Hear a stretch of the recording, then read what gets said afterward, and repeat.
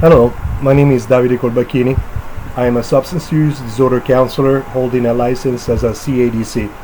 I work in a residential program in Pyramid, New Jersey, is in Hamilton, and also work as a part-timer into an outpatient facility called My Father's House. This is regarding my explanation of ethics assignments, and is entitled Exploring Ethics in Addiction Counseling, which is a multicultural perspective from an addiction counselor. This presentation examines how personal values and biases influence the treatment of clients in addiction counseling, drawing experience as an individual in recovery and currently a professional counselor as I am. From my perspective, I was made to be an addiction counselor. In this presentation, we will explore how personal value and ethics and biases impact clients' treatment, particularly focus on the concept of transfer and countertransfer. My journey as a recovery addict greatly shaped my desire to enter addiction counseling. Understanding the challenges of the use disorder and cultural differences helped me to empathize with clients from diverse backgrounds. The reason for entering addiction counseling was my direct experience with addiction as a former addict. I understand exactly what a client goes through, as well as having a desire to help others for redeeming my past of arguably promiscuous behavior. Also, I have an open-mindedness and I can empathize with all my clients due to the fact that I have gone through some of the problems that are currently living. While my background can facilitate deeper connection with clients, it also requires vigilance to ensure my biases do not adversely affect their treatment.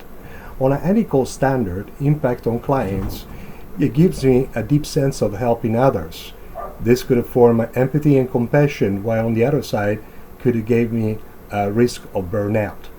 Regarding my direct experiences, the good part is reliability, while the bad part could be projection and over-identification of each case, as well as open-mindedness for what is concerned my experience with addiction.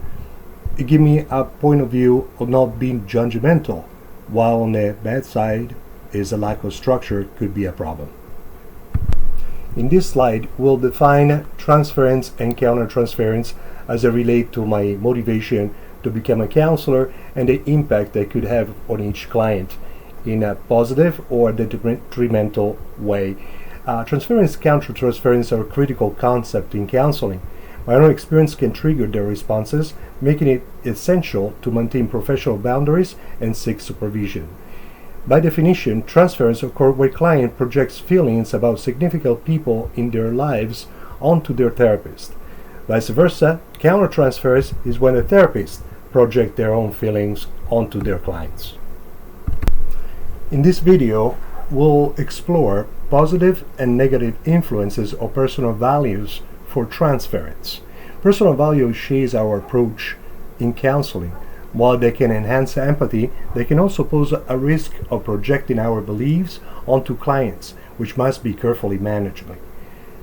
Ultimately, this connection can lead to more effective treatment outcomes as clients feel heard, understood, and supported throughout their recovery journey. Clients expecting to have all the answers or expect my recovery journey to mirror theirs, which might not be always realistic, can be challenging when clients see me as a peer who has overcome addiction. In these slides, we'll cover the positive and negative influences of personal value for countertransference. For the positive, it motivates me to provide the best possible care because I personally understand the challenge and victories of recovery.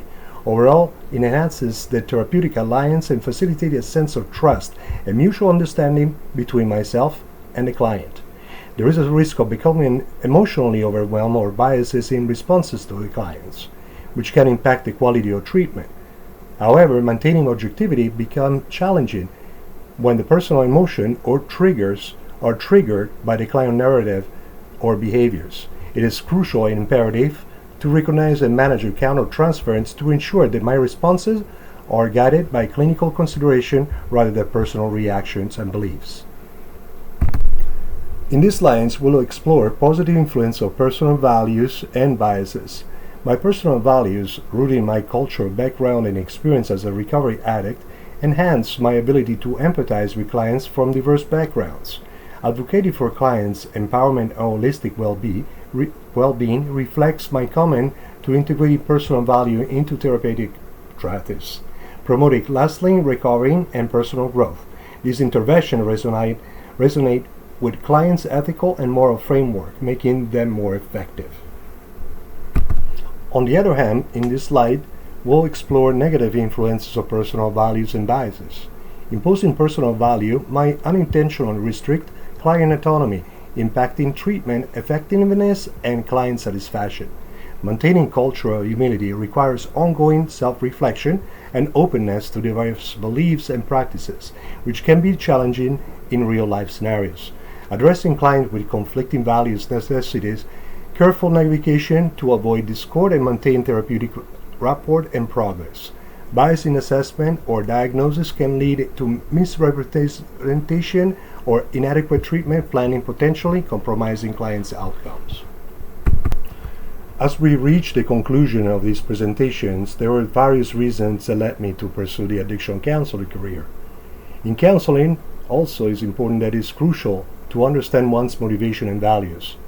It is imperative to manage personal values and biases as well as ethics. Commitment to ethical practice and cultural competence is also essential. Managing with personal values and biases is essential for ethical and effective counseling, as a commitment to cultural competence and outgoing learning ensure we provide the best care for our clients. We transfer our personal experience in recovery, build credibility. Client recognize, share consequences, and facilitate more effective treatment.